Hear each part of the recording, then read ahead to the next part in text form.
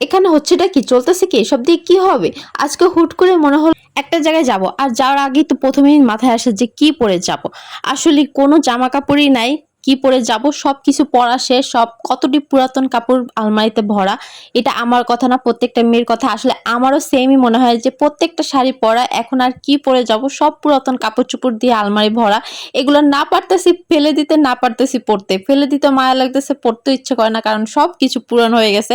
পুরান কাপড়-চোপড়, এক রকমের কাপড়-চোপড় পরতে আর কত ভালো লাগে বলেন? এই কাপড়টা অনেকবার পরা হয়েছে। ১ম বার এরকম পরছিলাম, পরের বার এরকম পরছিলাম, আরো অনেকবার পরছিলাম।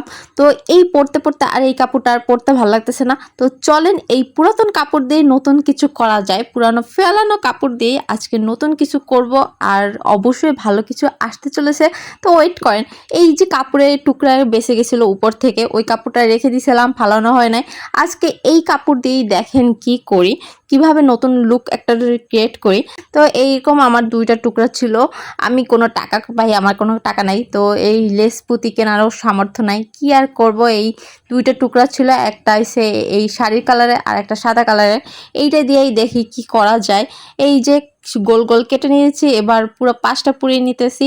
তো চেষ্টা করতেছি সুন্দর একটা লুক দেওয়ার। তো কেমন হবে আপনারা জানাবেন, ঠিক আছে? আর বলবেন যে কোথায় যাব।